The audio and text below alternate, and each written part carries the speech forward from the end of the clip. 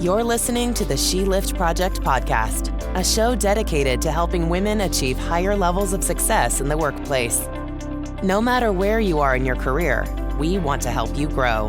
Now here's your host, Cynthia Kirkpatrick, a CPA, CFP, and Senior Financial Advisor at Moneta Group. Welcome to another episode of the She Lift Project podcast. I'm Cynthia Kirkpatrick. Thanks for joining us today. We have a very special guest, Jane Megown, who's president, owner of Elastizell. So thank you for joining us this morning. Oh, thank you so much for your time. I so appreciate it. As we get started, for those who are listening to the episode, if you enjoy hearing from female business professionals, please subscribe or like to the page and share with others who you think might be interested. It'll help us keep this going and bringing good content to you on a monthly basis. So Jane, Elastizell. If I were listening, I would say, what is that and what does the company do? So Elastizell is a specialty subcontractor, and we specialize in lightweight cellular concrete. So it's not like regular concrete, like people are like, oh, can you do my driveway? It's like, no, we don't do what you see on the roads. That's a structural kind of concrete. We're a lightweight concrete, and it's customized to various densities and strengths. It's very light, and it's used for all kinds of applications, road applications, bridge applications, underground applications, fill behind retaining walls. It would be like a replacement in place of dirt or rock. And if your soils are real weak, you would want to utilize our lightweight cellular concrete because it's not as heavy. It's about a fifth of the weight of rock and soil. So it's used in abandoning pipelines. So it's a very kind of specialized type of material. It's a little more expensive than rock or dirt, but the advantage is how quickly it installs. You can pour one day and then go back and pour the next day. You do 3-foot lifts. So there's a lot of, and we can pump long distances. So if it's a really tight workspace, we can pump long distances so we don't have to disrupt the job site. Other trades can work alongside of us. So it's a very kind of unique application. And then we also do a gypsum type concrete, which is what you might see in like multifamily type applications, floors for fire and sound attenuation. Wow. Fire ratings and sound attenuation. So a peek behind the facade and the curtain of the things we see every day. Yeah. Behind and underneath. Yes. I know. It's funny because they're like, we'll like, oh, we did this. We did some project at the stadium. Like, but you can't see us. We're all underground. So can't really see what we did, but it's kind of fun to stand above it and be like, oh, we did this underground. So that's pretty cool. In stadiums, are there stadiums that we would recognize? So we did some fill underneath the soccer stadium, St. Louis City Soccer Stadium, but it's all underground. All right. Well, what I love about your story is that this is not, in most of the stories that we share, it's not I graduated from college, I knew I wanted to be in this, and here we go. This was my dream to do this all along. No. Your story is an interesting, sometimes forced meandering into this world of construction and all that. And I think what we'll get to hear is how you became a part of it. And as a female, a woman, what were some of the challenges you had to overcome along the way? Mm-hmm. So we'll get more back into the company, but really, how did it evolve? I mean, let's say to start, what was your background? It wasn't in construction or lightweight concrete. No. I have no prior experience in construction. So I have a degree in marketing, business and marketing, and then I mainly was in manufacturing all my life up until our third child was born. So yes, never been involved in construction. Actually, I hated construction because we had a... We'll get to that. I think I know where you're going. I was like, stay away from that. We'll get to that. And something we didn't say at the top is you have 4 children in addition to everything we're going to talk about today. So mom of 4 always adds additional interesting layers to becoming successul and being a working mom. Yeah, it's very challenging. So that's funny. Again, went into marketing, assume, education, college, all of that. Did you know all along that you wanted to be in marketing? Did young Jane know?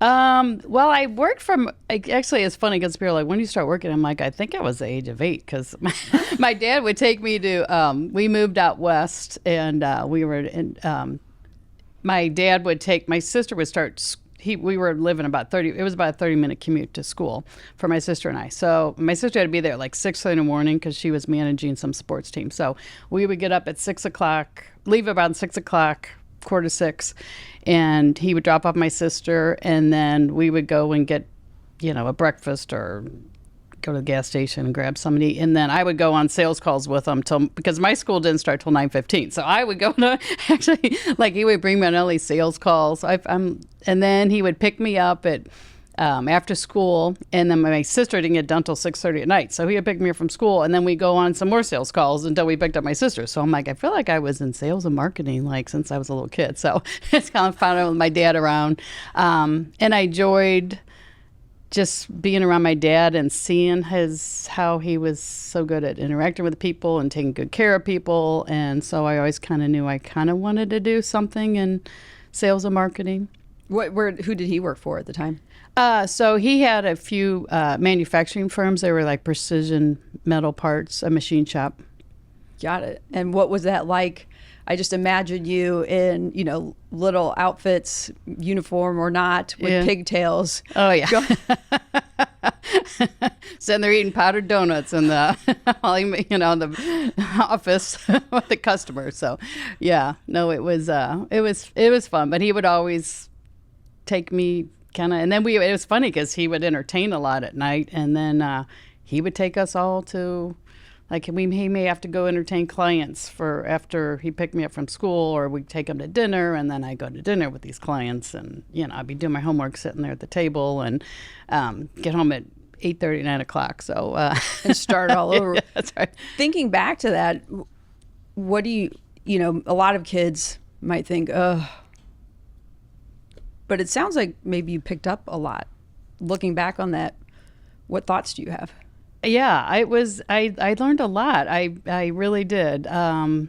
There's just realizing that it's not about like how, he was very smart and intelligent, but a lot of success that I learned from him is just being a good person, being honest, being true to your word, your promises. You give a handshake, your word is good as gold. And just the way he treated people, and he just said, always find the story. Everyone has a story. Find their story. And so he was so good at like talking to people that, he could just talk to them for hours and just finding all about them and their story and connecting with them. And he always just put others first, the customer, the team, and he always put himself last. He's just always took care of others, and that's how he was successful. Seems like a lot for potentially an 8-year-old, 8, 9, 10, to go through. Looking back, this is probably a loaded question, but would you change anything? No, I wouldn't actually. I just very blessed that I was the youngest, so I kind of get tagged along to go everywhere with them and be around them and see and observe. So yeah, I was. Does fortunate. That have any competition with you and your siblings being the youngest? You got those powdered donuts that maybe they didn't? Well, they all say I was spoiled and rules didn't apply to me like it applied to them, so I got away with a lot. But yeah. But those are good life lessons for any type of business, I think, and just life in general. Basics that had you not been on some of those sales calls, you wouldn't have learned. Yeah, exactly. What were if we, not to date either of us, but, going back quite a while, we look like we're 28, but we're not. Oh, yes. So, I'm just barely drinking age here. Yeah. So going back further than that, what was it like? I'm almost surprised to hear that he was able to bring you with him, because I would have thought companies at that time, especially manufacturing, would be less open to someone coming in with their 8-year-old daughter. Oh yeah, everything. I mean, it was really like I kind of miss those times because there was no internet, there was no anything. Everything was face to face. So he would just a lot of times he wouldn't have an appointment, and like he'd just go by and visit with customers and say, "I'm here," and they'd let us. I mean, it was all face to face, personal relationship, personal visits. It was great. I mean, I kind of miss those times. And I almost wonder if you were like a little treat or superpower for him to bring, to build those relationships, to see the human behind the person coming in from that company. Yeah. I mean, I still remember a lot of the customers' names, and they know me, and they'll tell little jokes how I'd come in and I have a little story about when I would come in with my dad. So, yeah, it was neat. This is the personal relationships and just visiting with people and getting to know them and taking care of them on a face-to-face basis was great. Well, as you said, you miss that. You think there was something valuable in that. How do you, in your role in your business, stay true to that, or do you? And how does that work both from a pre-COVID, but post-COVID world where things have shifted a lot? Yeah, I try to get out as much as I can to get face-to-face. I try to join associations and just network as much as I can. There's a lot of things that hold me back in the office I have to do, but when I can, I go to as much as I can face-to-face. It was very difficult, COVID. But I try to do that, and it's just so valuable. The more people you meet in the industry, the better. And they don't necessarily have to be people that you'll be doing business with. We've just built a whole big kind of friendship and team of people in the industry that we all kind of help each other, support each other, and make connections. And it's so invaluable that, and it's hard to do, especially when you're construction and you're small and you're being torn in so many directions. But I always try to find as much time as I can to get out and meet people, see people, get to know people personally, just to build a relationship with people. And whether, like I said, they don't have to be people that do business, the potential clients, just anyone. You can just building relationships and friendships and connections is so invaluable. Well, your kids are college or beyond, so maybe one day you can bring a grandchild with you on your calls and your visits. Right. I'm trying to get them to all work for me, but they're all in different careers. So, and I think that's very valuable advice, not only from get out there, build these relationships, but it doesn't necessarily have to be in the direct line of business or direct, customer client relationship. Mm-hmm. That in today's age, it's a big, small world, and you never know who's going to know whom and who that next real relationship could lead. Yeah, and I always try to because it was so difficult for me in this industry, and I just remember all the people that helped me, and I'm like, I am going to pay them back, and I'm going to pay it forward and try to help people. And it's funny how I always my goal is to meet people. Is how can I help you? How can I help you? What can I do for you? And it's funny when you have that attitude. I mean, I feel bad because all of a sudden they'll start helping me, and then I'm like, well, I was supposed to be helping you, and now you're helping me. It's like you have that attitude and you pay it forward. You always will. It will end up being beneficial for you as well, because people want. It's not my goal to receive anything. I want to give, but then when you have that, hey, I want to help you. People want to help you as well. So it's a great. I always try to seek every day, how can I help someone? What can I do for someone? It's almost like that boomerang, right? Which you throw out there will come back to you tenfold. Yeah. What are some of the ways you think to, people hear that all the time, give back, help others. Mm-hmm. Are there any specific things you do to do that, or is it more of the opportunity pops up and you jump on it? Yeah, it's basically just like you meet someone and then find out what they do and saying, what can I help you with? What can I do? And a lot of people are starting out in the industry. I know how difficult it is to build relationships. And so I'll just say, hey, who can I introduce you to? Or how can I help you? Or, hey, have you met this person? And a lot of it is just making connections, finding what they do. Or when I'm on a project and I'm like, hey, do you need someone who specializes in this type of work, and hey, I'll give you a name and make an introduction. Well, and that's where it goes back to get yourself out there, network, build relationships. Even if it's not for you, you might be able to have that right tool for somebody in the future to say, I know somebody that you need to meet. Yeah, exactly. Just get out there, meet people, build relationships. Yeah, well, my dad had this manufacturing business, and he wanted me to come work for him. And I said, you know what? I don't want to work for you right away. I want to prove myself that I can be successful and that I can, do things. I can do things on my own. And so I wanted to start I'd love to work for you someday, but I want to prove myself. And so I started out selling fax machines. Now I'm really dating myself because those are not even around anymore. Maybe they are, but they aren't the big, huge things they were, heavy things they were when I was selling them. So I started out doing that and was in sales. And so I did pretty well at that, I guess. But, I guess I learned with sales, it's like, I'm not there to, I guess sales is now they call it something else, business development, and I guess that's a better thing because I wasn't there to sell you something. I was, if it's a benefit for you, need, and we're a good fit, then yes. But because it was kind of funny, I ended up being the top salesperson, and this customer was there's a big corporation in St. Louis, and so fax machines were kind of new. And so when I first started, my boss was like, hey, if you would get this account, man, that would be so great. And so I'm like, okay. So I went and met with a guy, and I just kept meeting with him. Eventually gave me an order. And then I was just putting these fax machines in various areas. And then they started having all these problems. And so I'm like, oh my gosh, and he called me and he's like, hey, it's doing this and that. I'd be like, I'll be right down. We had a service person, but I tell the service person go, but then I would go down personally too to see what's going on. And we kept trying to fix them. We put all these in and we kept trying to fix them.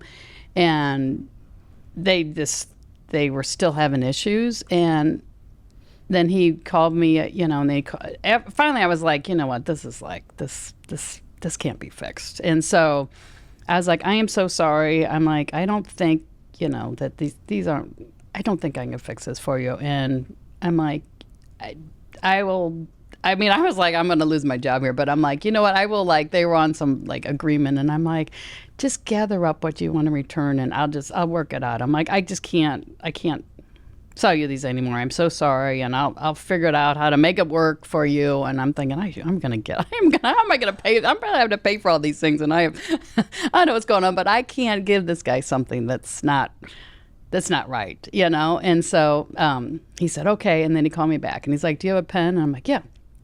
So I'm like, I'm ready. And then he starts writing down all these areas that the fax machines are. And I'm thinking, I didn't put one in that state. I'm like, wait a minute. I'm like, I think these are the wrong machines. I'm like, I don't remember us shipping into those areas. And he's like, no, these are all new orders. And I'm like, no. I'm like, no, I don't want any new orders. I'm like, please, no, you can't order from me. I'm like, you can't. And I said, they're lemons, and I'm like, I'm so sorry. And I just want, I'll take back all the ones that aren't working and I'll figure it out. And he's like, no, Jane. He's like, I'm ordering these from you. And I'm like, please. And I'm sitting there. It's so funny because I'm saying, please, no, I'm not taking any orders from you. He's like, Jane, they're all lemons. It's new stuff. You're the only one, though, that's honest and telling me they're lemons and you're trying to fix it. And, and I'm like, oh. So, he ended up being like this huge customer. And I ended up winning all these awards and stuff. But it was because I was honest. I'm not here to sell you something. I'm not here. It's not about me selling and, me making money. It's about you being satisfied and happiness, what you want and what you need. And I've always had that kind of philosophy, and my dad had that too. And people recognize you're not in it for yourself. You're in it for them, and you're sincere, and it goes a long way. Well, you said my first question before you finished that was going to be, how did you learn that? How did you come to that, especially people coming out of, I would imagine, college, starting their career, like, okay, I've got to prove myself. I've got to be successful. That feels, on the surface, I think, like the antithesis of what you need to do to be successful.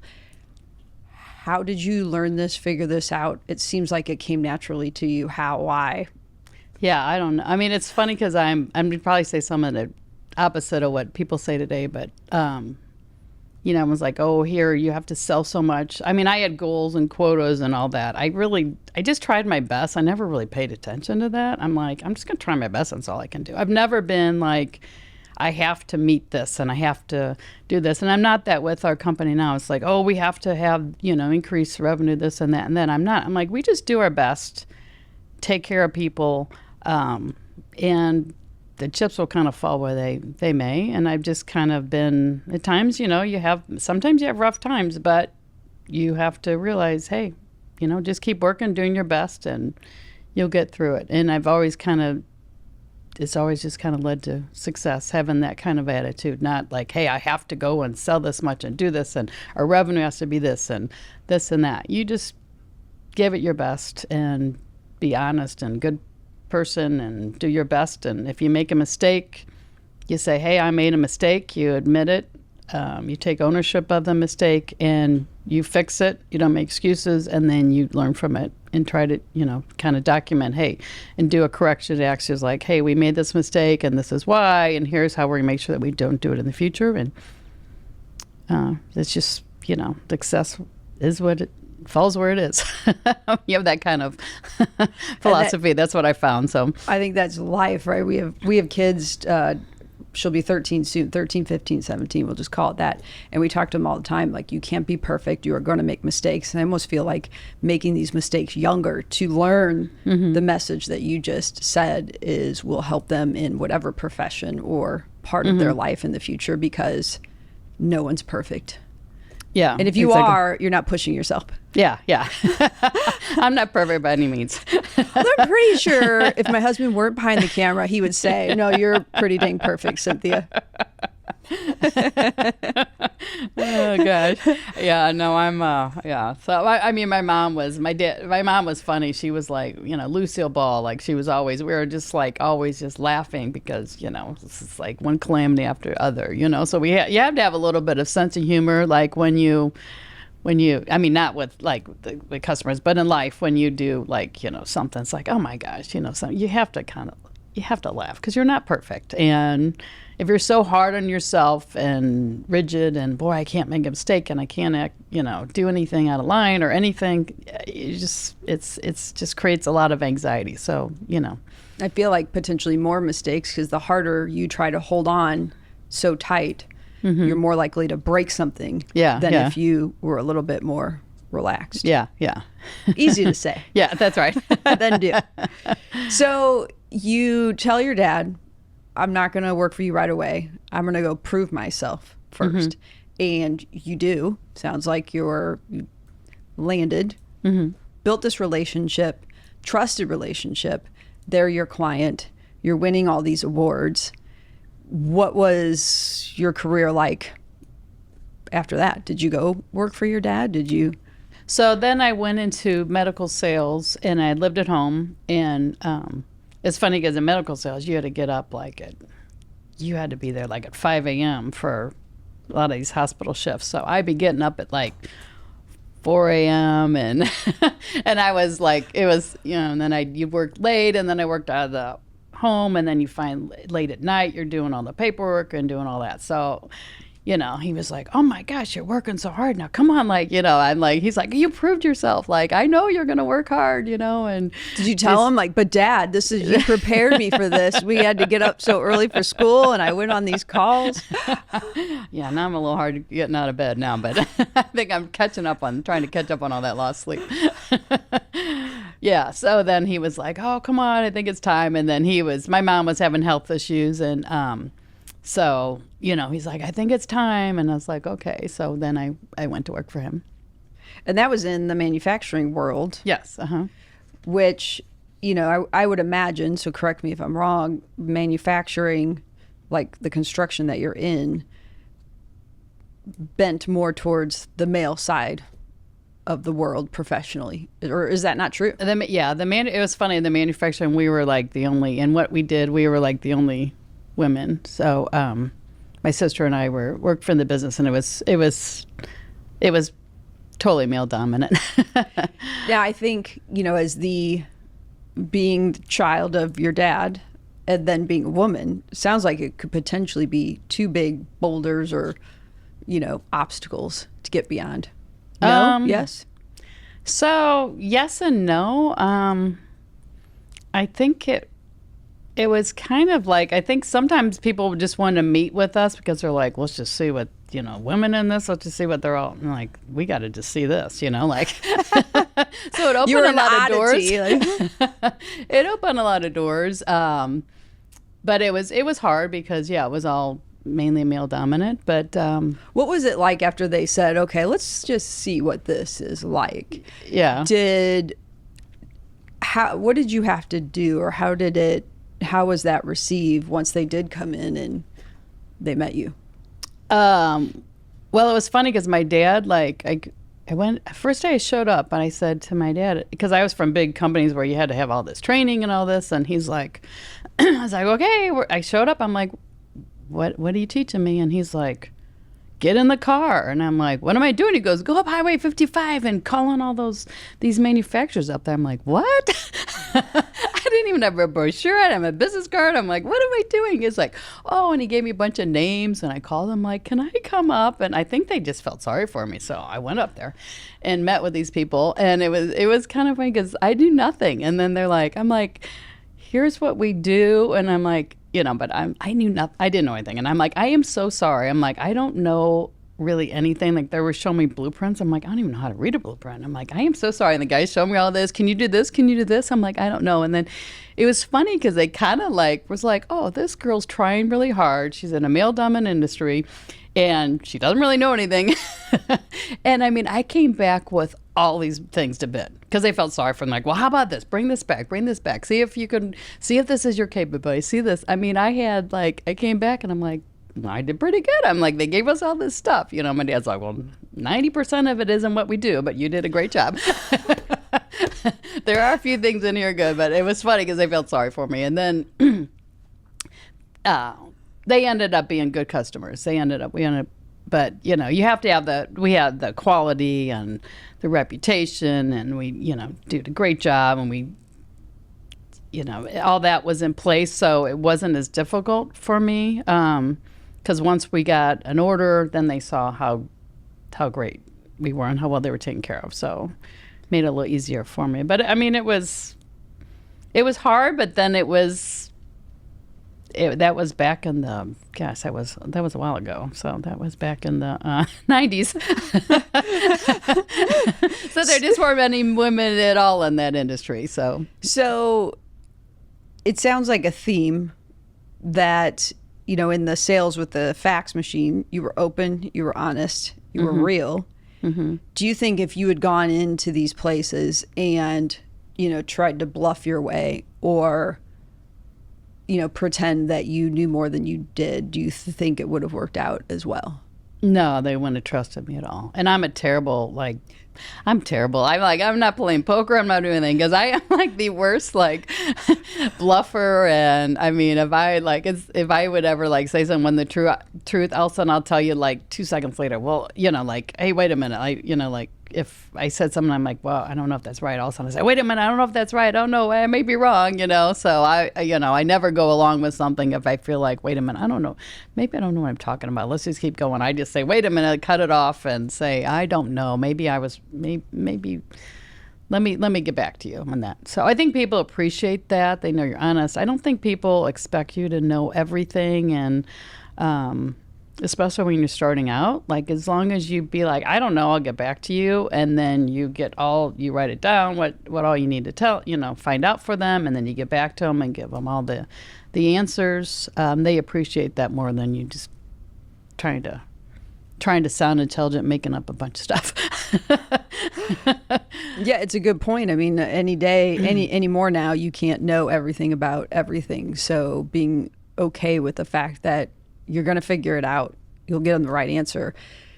That goes back to what you said before. It's not about the sale or the money. It's about, I think I wrote it down, making sure that they get what they need. Yeah, it's about their needs. It's finding their needs. It's not creating a need for them. I mean, it's about finding their needs, and that's one thing we are in our, we're kind of solution-based business right now, and so and it's great because our whole team's the same way. It's about being transparent, and if we aren't a solution, we don't create to solve it. Like if we aren't a solution and there's a better solution, we're going to tell you, because we're here to look for the long-term customer. And you kind of like, that's one thing my dad said, you like marry your customers and long-term relationships. So if there's something better out there, a better way of doing it than we can do it, then we're going to tell you. It's not about getting the sale. It's about your reputation, earning their trust, honesty, helping them. And so...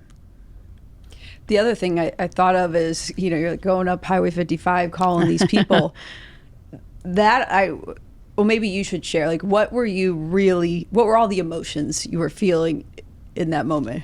Oh, I felt like an idiot. I'm like, this is the most embarrassing thing. I have a business card. I mean, they're going to think I'm some kind of fraud. Like, yeah, right.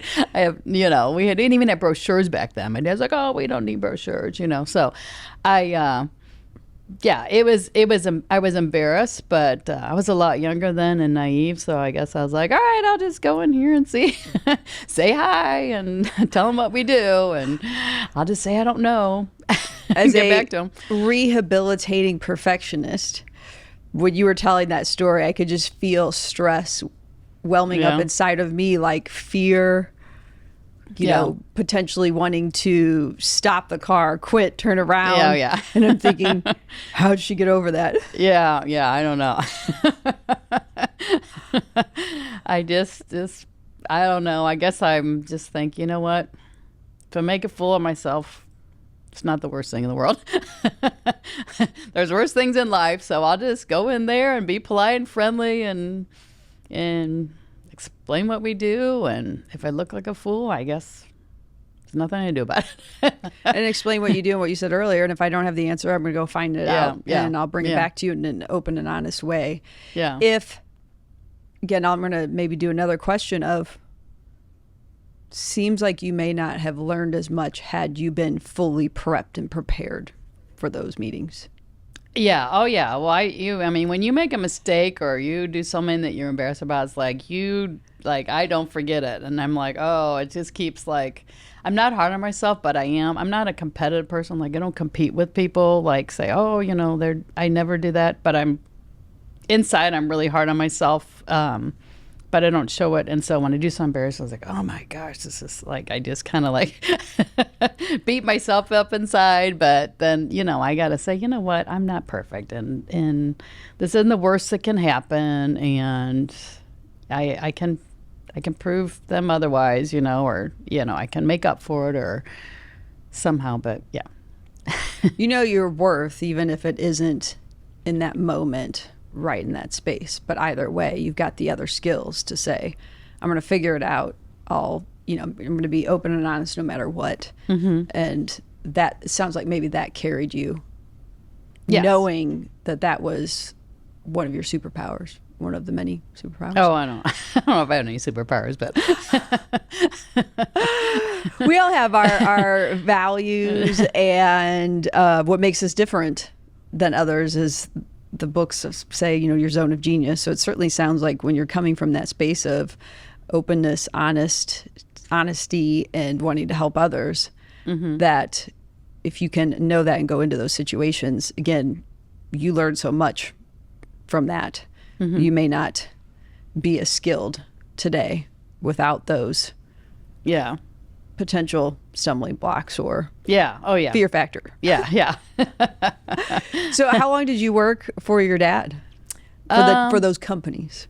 So let's see. I worked till he ended up selling the business because my mom had passed away, and he was he was just having kind of hard time, and so he wanted to sell the business. So he sold the business, and I think that was right before our third child. So that was like in 2000.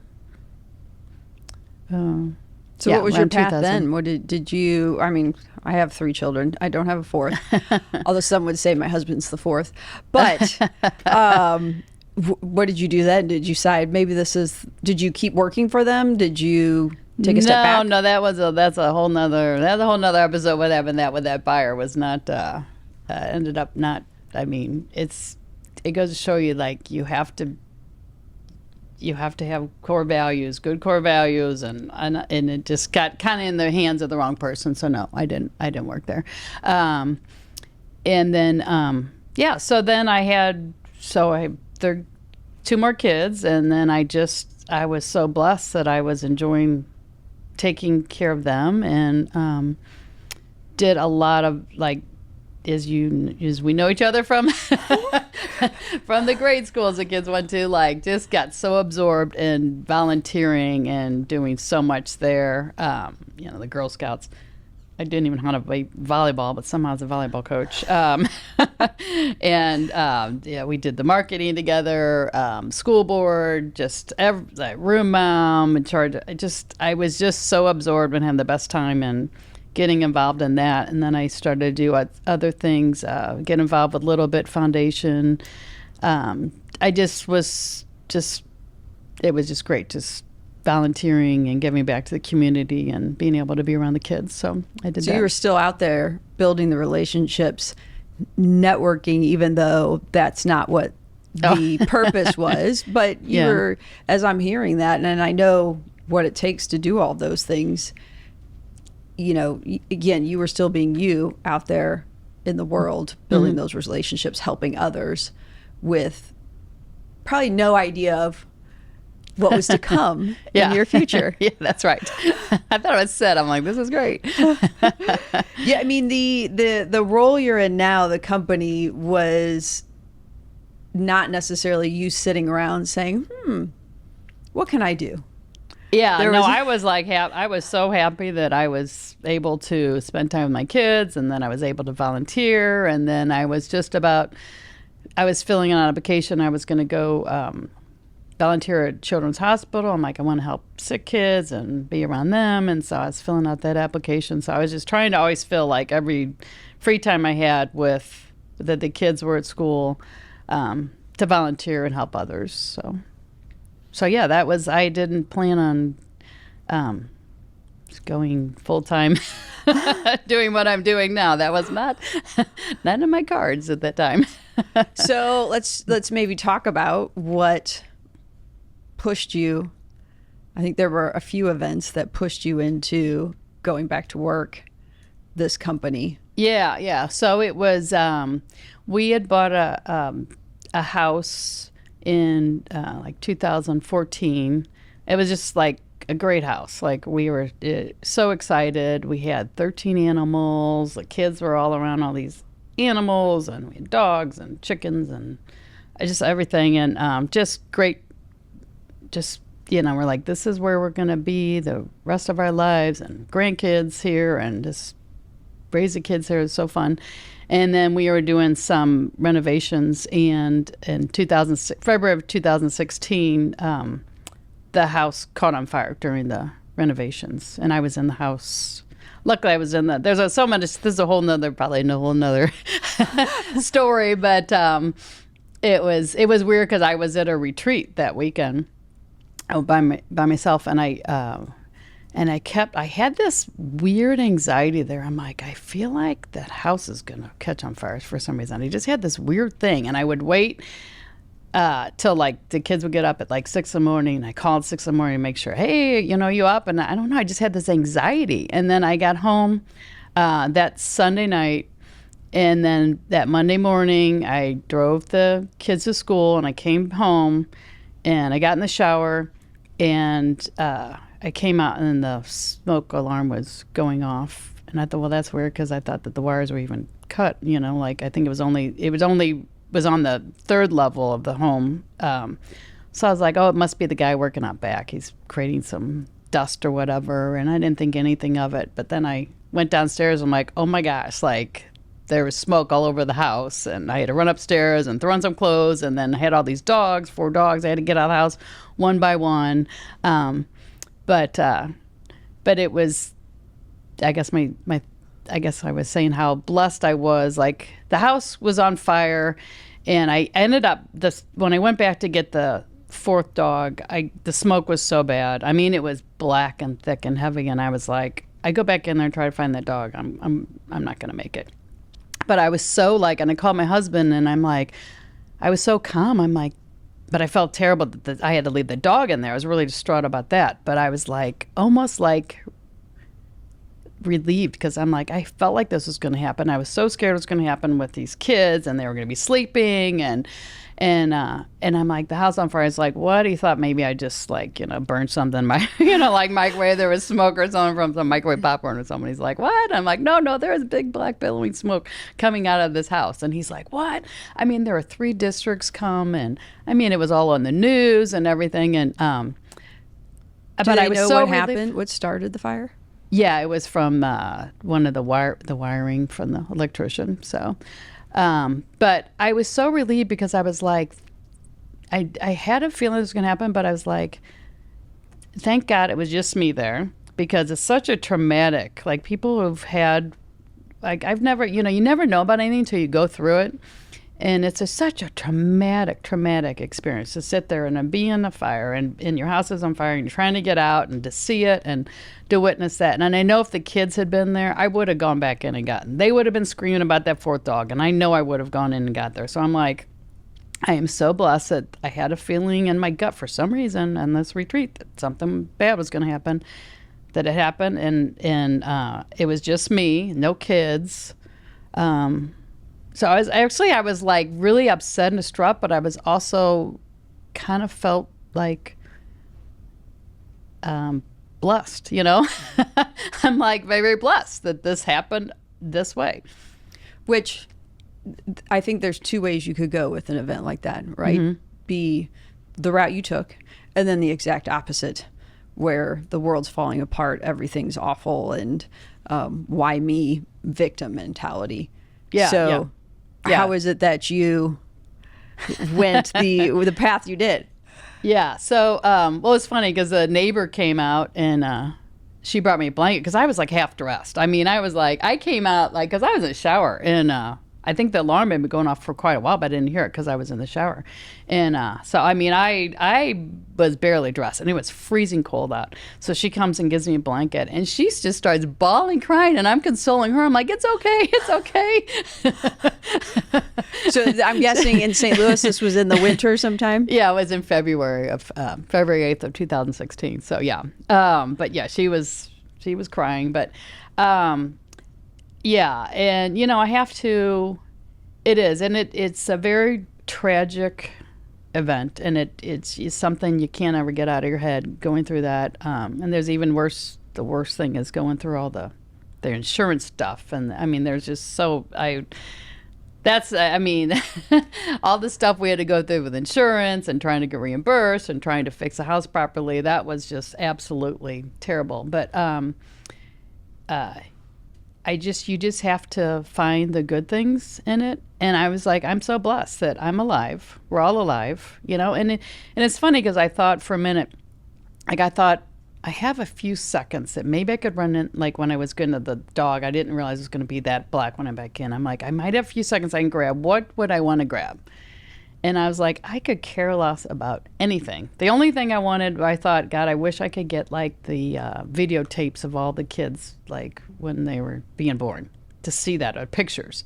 But I'm like, I could care less about any kind of jewelry. I could care about anything. And it really gave me a good perspective. It's like, I don't really, all these material things are just stuff. They're not that important. They're not going to make you happy. And so it kind of really put me more into perspective about stuff like that. It's not important. So, and then just blessed that I'm like, hey, this could have been a lot worse. I could have, gone back in there. The kids have been there. We could have been sleeping. Because that alarm was cut, the wires were cut. So the alarm didn't go off until it actually reached the upstairs to smoke, wow. Which is very kind of late. So, it could have been a lot worse. So finish the fire story. So you're outside, your neighbor brings the blanket, she's crying, you're consoling her, the fire department, I think you said the 3. Yeah, there are 3 districts that came. Yeah, it was on the KMOX radio, and I was sitting in the car watching with the 3 dogs and all the firemen coming in. my friend calls me. She goes, "There's someone in the neighborhood. This house is on fire. Do you know who it is?" I'm like, "Yeah, it's me." She's like, "What? It's all over the news." And I'm like, "Yeah." But there was another weird story about this. So the dog, the fireman came to me, and I'm like, when I called 911, I was like, they're like, "Is everyone in the house?" I'm like, "There's one dog," but I'm like, "I don't want you to risk your life for the dog." So I'm like, "Please take care of yourself. Make sure it's safe. Don't put any firefighters or anyone in there for the dog. Like, I want your safety comes first." And so then the guy, when he looked in the house, he came to me and goes, "There's no way that dog's alive. There's no way. That stuff, I can't even see my hand in front of my face. Like, it is so black. Nothing could survive that." And I'm like, and there was some birds we had. I'm like, "Oh yeah, we had some birds." He's like, "Oh yeah, those will be gone." So then when they kind of put all the fire out, all of a sudden he comes walking back with the dog. And I was like, "What on earth?" And he's like, I'm like, "Where was the dog?" Because I told him where the dog only went in one room. And he's like, "Yeah, the dog." And I'm like, "But don't worry about it." And, and he came back and he's like, "That dog wasn't in that room. He was in this other room." And I was like, "Well, dog never goes in the room." And he's like, "He was under the only piece of furniture in your whole entire house that would have saved him, because it was a couch with big flaps on the bottom, and it protected like a shield, and it covered him from the smoke." And so the only dog, so I'm like, that has to be like, that's some kind of God intervention, because that dog never went in that room. He was afraid of that room. Wow. And so he went in that only one piece of furniture that would have saved him. There was not another piece of furniture in that whole entire house that he could have gotten under that would have saved him, except that it just was like the flaps were really long and there was a big, thick rug. Wow. So I was like, well, that was kind of... That's a pretty amazing story. Yeah, yeah. So with the smoke. Well, first of all, it's a good thing you didn't go back in there. Yeah. Oh, yeah. We got a whole different, we don't have a story, probably. Yeah. Oh, yeah. Yeah. Number two, a house not salvageable. I mean, when we think about fire, and if it's got 3 different districts and it's on the news, is the house gone? Well, it should have been. And so, that's part of the insurance. Yeah. So we kept... it was considered partial loss under insurance. So, and so they wanted to just fix it, like, just kind of like paint it and recoat it and seal and all that. And we kept having to go into the house and go through things that they deemed that were unsalvageable, like, things that were just, well, there's a lot of stuff that is burned to ashes in the whole entire basement, like all that was ashes. But there was things on the other levels that were, some were like, everything was just smoke laden, just terribly. But some things are like, oh, you have to get it cleaned first before we will reimburse you, and then you have to go buy. They tell you how much everything is. The things that they said, hey, you know what, we can't clean this. It's so bad. We're going to give you this money. We have to sit there and they'll look something on internet, just a generic name, and then if you think it's different, then you got to tell them, like, hey, it's this brand, it's this. So we kept having to go back and forth in the house, and we were so sick. I mean, so sick. Like, you go in there and we'd have like just these reactions, rashes, stomach aches. We'd have like swollen glands, and then I was just having, my daughter and I especially, having these horrific health issues, like, just unbelievable. And I'm like, it's from going into that house. This stuff is terrible. And so I told my husband, I said, you know what? I don't care what we have to do, but we're not moving back in that house. It has to be like torn down. There's no way, because we will be sick. There's no way you can clean that. And then other people are coming in that, developers are like, oh God, no, like, it's cost you more to repair this. You just tear it down, and you can't guarantee you'll get all that out. So, but insurance disagreed with us.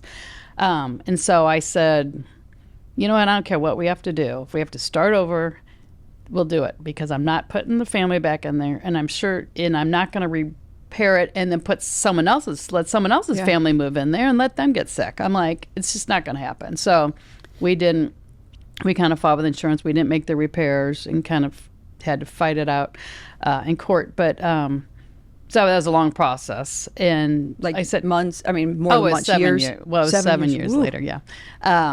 And that didn't turn out well either. That's a whole nother story. But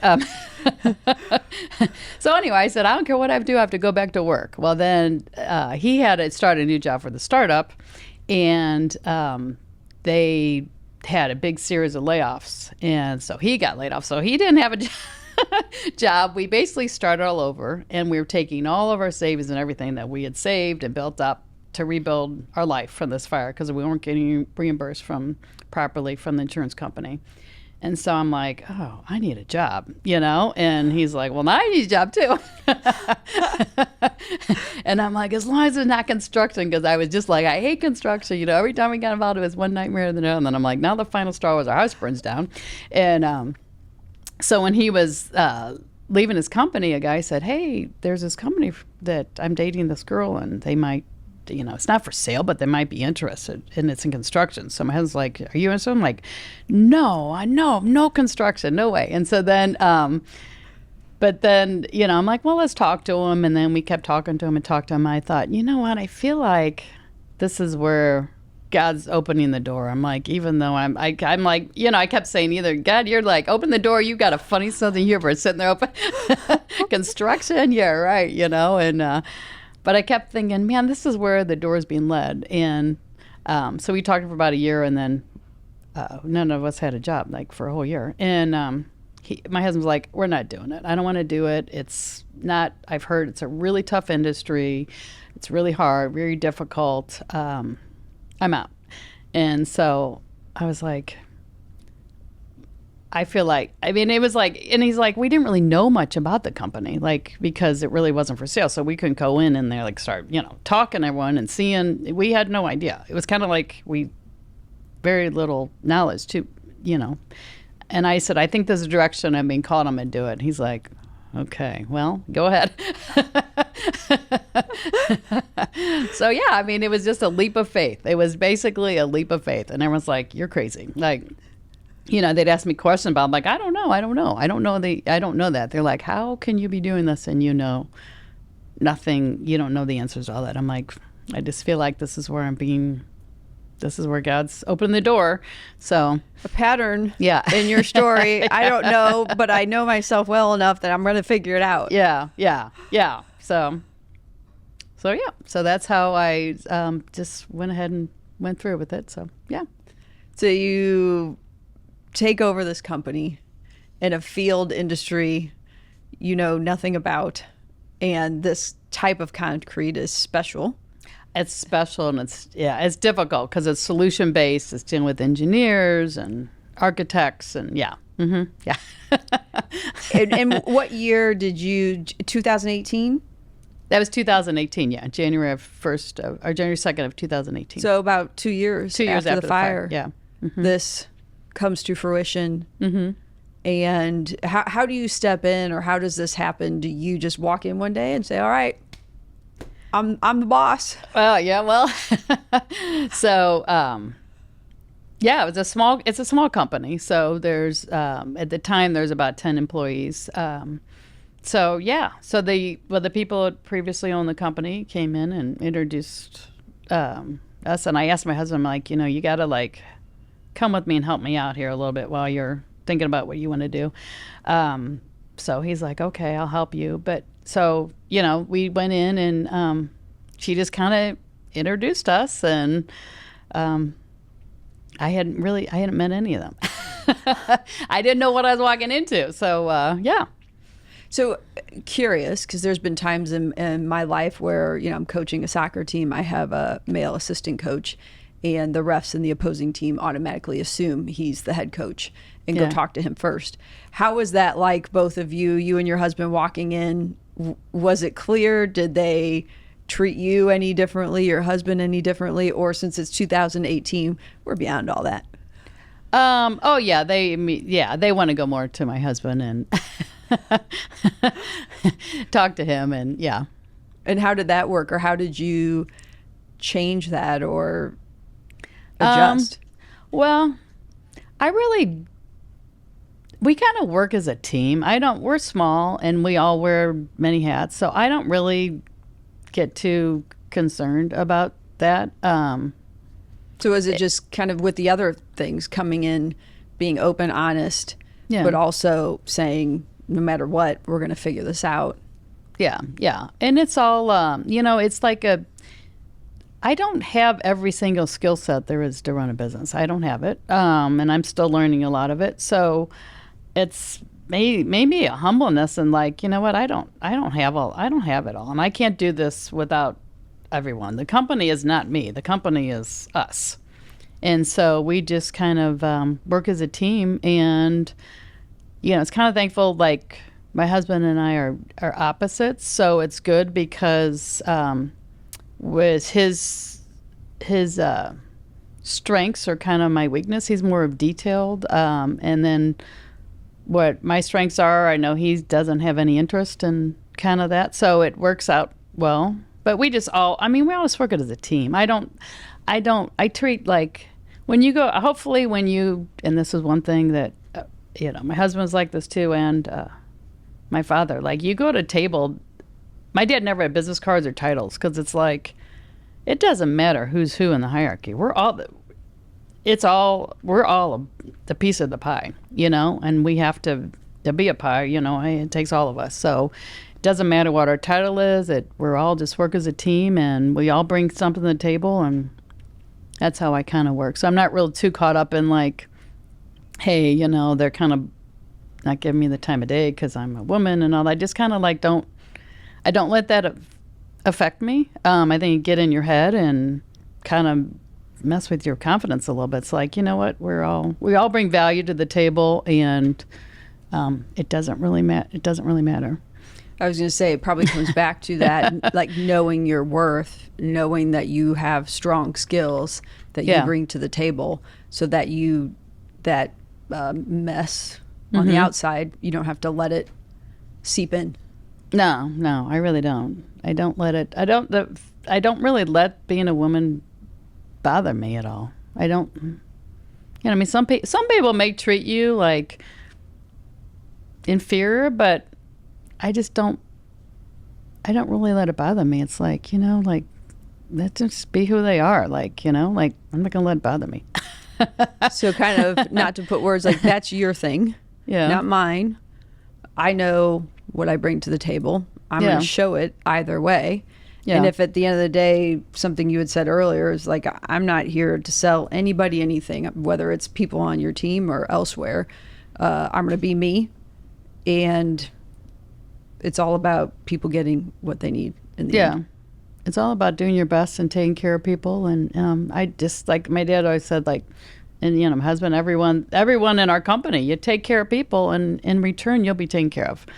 Like, it's just, and sometimes you don't. Sometimes you get burned. Like I feel like it's a little different these days than it was back in the 90s. Or maybe it's just like, I feel like there was a lot of loyalty. Like, man, you take care of me and you do all these things. I'm loyal to you. Maybe it's just because construction's more price-based, but I don't feel like you always get reciprocated. Like you will go, our philosophy is you go above and beyond, honest integrity, you help and do whatever it takes. And you may do things for them that aren't really your responsibility, but hey, we'll just take care of that. Don't worry about it. We can do that, and we won't charge you and whatever. I mean, you do these little things and you think, hey, we're going to get repaid, and next job, they'll remember that. And sometimes they get to the next job and they don't, and sometimes they get you mad. It's like, but you gotta you can't let that bring you down to who you are. You just keep doing it, and you just keep being that way. You can't change it because someone took advantage of you or didn't reciprocate it, or you just can't. And it's hard because you get, it's like, my gosh, look at all I did for you, and we are like 1% less, and you just went on the price and not that we take care of you, but you just don't. You just keep moving on. You just got to stay true to who you are and what you do, and if it doesn't pay out the next time a job comes around, just keep moving on and get another job. Right. Well, and I think that's true. Like, right, if you build up this wall and you don't let anybody in, then you may not be taken advantage of. At the same point in time, you're not totally truthful, honest, building those real meaningful relationships. I think when we were preparing for our conversation today, something I had underlined and circled and wrote a question around is kind of what you just brought up here, that one of your big milestones with this business, life and business, you talked about coming in and developing, enhancing the structure of the company and making sure the core values are woven into every part of the business, which, I'm not in construction, so maybe wrongfully so, my first thought is, bringing core values into a business in the construction industry, that must be weird and hard.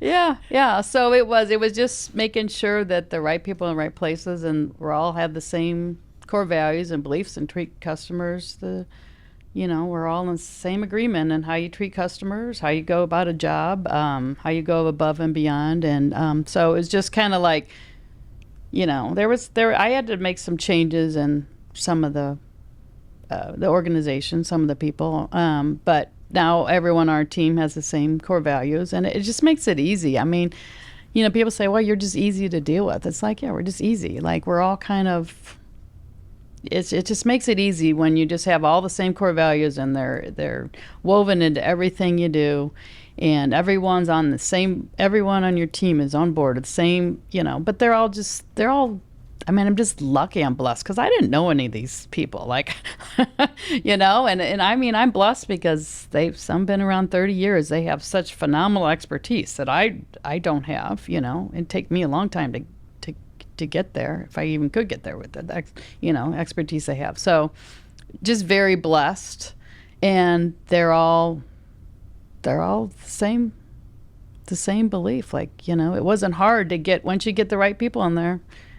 It's not, now as you grow, it gets a little hard. We're growing. So you got to make sure, hey, I got to get, you got to have the same core beliefs, treat customers the same, and go above and beyond, and respectful and fair, honest, integrity. Got to have all that. And it's, as you grow, it's harder, because you got to search out those kind of people. But I'm sitting here thinking she almost makes it sound way easier than I think in action truly is. That probably once you have things in place, maintaining it may be a little bit easier, but coming in new to the company, totally new. Hey, there's this person you've never met before. To the industry, as you said, these people have been with that company for 20, 30 years. What does that look like, building core values for a company? I mean, is it you with everybody getting together, or how does one do that? Well, I was kind of blessed, because a lot of them we were in alignment. So, and you kind of know off the bat who's not, and can you get them to have these core values, and then you got to make that decision. So that's where it was kind of easy, because they were they were excited that, hey, you're allowing me to really emphasize my core values. They like it. They're like, you're making my job easier. So, it just, like I said, I was just blessed, and you just got to I just made sure that who was on the team, that, I did some reorganization, but who was on the team, that's where they are. And it was easy. If you let people find two core values, and you let them really shine, and you utilize those and exemplify those in the field, I mean, they're happier. So, which they're happier, they're doing a better job. Mm-hmm. It's not all about business, but it does lead to the bottom line. Mm-hmm. Has to. Yeah, exactly. And you think about, as I am into my 40s, and I'm older, when you sleep wrong, or your back's out of alignment, or your hip that's painful, it's sore. It may not be the first day, may not be the second day, but over time, there's that friction that builds up to where, if you do have, so those who are leaders out there or looking for a good leader, if you're in a culture that is misaligned with who you are at the core, it won't work. Yeah, exactly. And I think if you're starting your career or looking to propel your career, finding those teams companies, cultures that you fit with is pivotal to growing your career. Yeah, exactly. And how do you do that if you don't ever stop, pause, and think about, who am I? What do I value?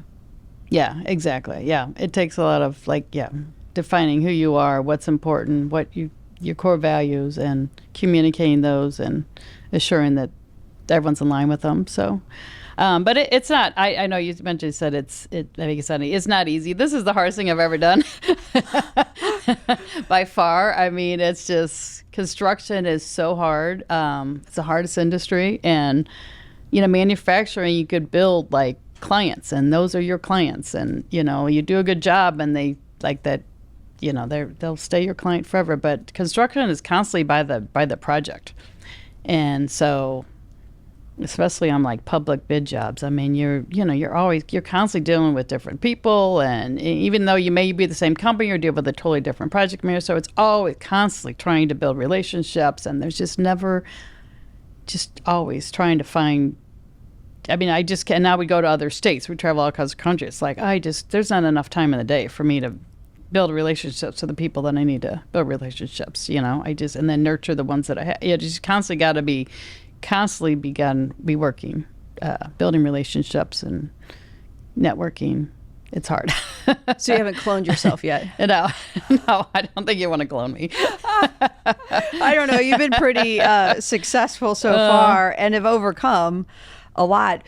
Something as we talked about finding the right leaders, finding the right cultures, companies, something I had written down earlier, it seemed to be a theme in our conversation, was your dad. Yeah. And I literally wrote down, is Dad her best mentor? Yeah, he is. Yes. I looked for a husband that had the same values and core values, and so my husband aligns with that too. So I just been very kind of lucky in that he works in the business, and that he has the same values, and it makes it easy, and so. Did you know that? When did Jane realize, oh, I have core values and that's what these are? Actually, I don't think I don't know. I think it's just, honestly, when I really focused on it was probably this job, because it's like I had to really it was a company I knew nothing about. I think they just came, they were just there, all along. But then I think really this job, because you had to make sure everyone's in the right place and the right person, and when everything's on, your name is on the line of everything, then you gotta really think about your core values and making sure that they're what they are, and that they're communicated, and that everyone's the same. The team has the same core values, and everything they do is it's emphasized. Yeah, I think it's being aware of them, and then, as you said, communicating them, so that sometimes how could my husband know that I want him to do this or that, or want this for my birthday if I never communicate it? Yeah. So why can I hold him accountable? Don't listen to this. Yeah. Hold him accountable to something that I've never told him. Yeah, exactly. Well, and it's hard in construction because, you're constantly, it's hard to communicate because you're constantly, everyone's dispersed everywhere, so. What I imagine with what you do, you try to predict and plan all day long, but with different contractors, projects, there's probably always these little nuances of, we need to pivot, we need to change a little bit, and it's unpredictable. It's very unpredictable, yeah. You can't manage. It's just you in the jobs, you can't schedule things because all of a sudden projects get pushed back. It's just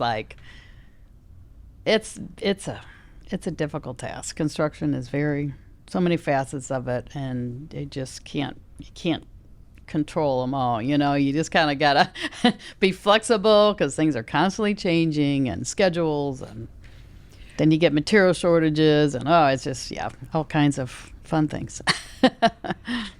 Thinking about your very non-linear planned path, what do you think are the things you learned or innately had that helped you overcome and be successful so far? The things I've learned, well, I guess I probably mentioned a lot, but I just go to one other thing I guess I haven't mentioned is, like we mentioned, like you have hardships, and that's what got me in this was a hardship, like that I wasn't anticipating. You know, life was going great, and then you just kind of get smacked with something unanticipated, and it just causes, you know, all these issues and stress and everything. We all have hardships, and I think it's, you know, and I'm very blessed. Like, I'm not like, hey, you know, woe is me, because what my hardship is a speck of sand compared to what other people are going through. So, but I've learned a lot. Like, I think like, you have to be in the right mental state. Like, you know, you can't let all these hardships come in and take over you and eat you alive, you know, because it's going to affect your ability to work. It's going to affect your relationships. It's going to affect how you communicate to people, your attitude, your outlook, everything. So the biggest thing I found is, like, when you have this hardship, and I get mad that I'm sitting here, you know, I started at 50 years old doing this, you know, mad and angry, but instead I, you know, you can't get bitter about stuff. You can't get angry. And it's hard. Because, like, even every day I drive by their house and it's like, I get angry, and it's like, you can't let that in. And so, you know, you gotta, like, you have to be grateful every day and think for what you're grateful. And you think of your situation and say, man, it sucks. I mean, but that sucks. That really sucked. But admitting that, but then you've got to find the blessings in the hardships, like think of all the blessings it had, and then you've got to somehow find the hardships that you have and make them opportunity to help others. So what you've learned, what you've gained, and be able to help others with the similar struggles and help them, and find something positive in the negative that will make a difference for others. And that's how I've done it, because I think, you know, like, just I don't think I'd be any good at my job if I had all those negative emotions that from a hardship brought those with me, that baggage. I gotta, you know, and it's a fight, it's a struggle. It's like you know, but you just can't let it. And I think the other thing is when you can feel, when you have like hardships, you can feel kind of like lonely, like, no one gets this. No one has empathy. No one, you know, understanding, appreciation. No one's in my corner.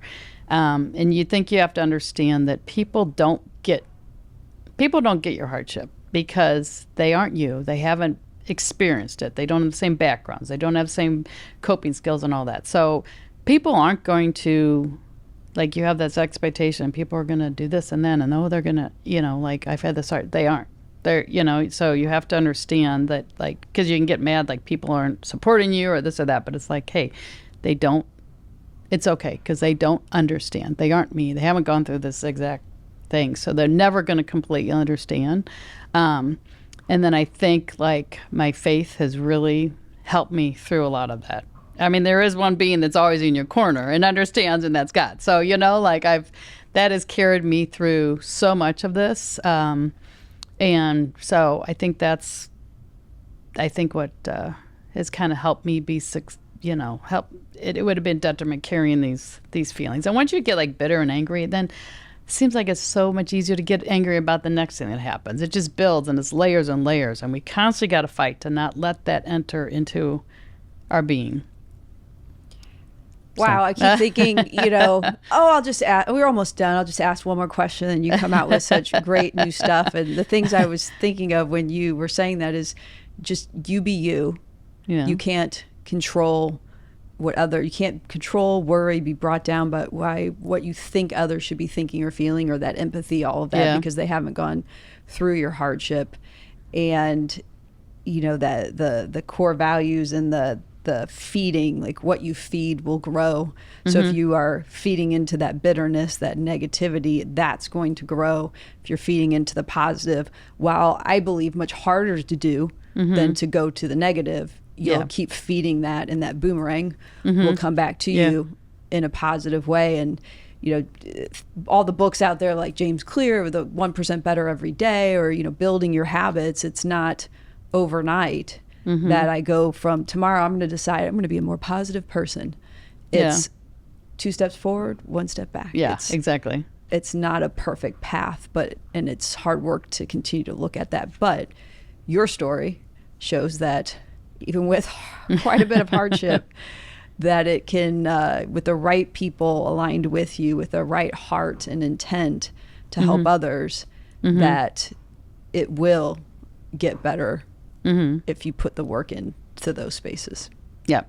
And you'll have bad days, and that's all right. Sometimes you need a couple bad days.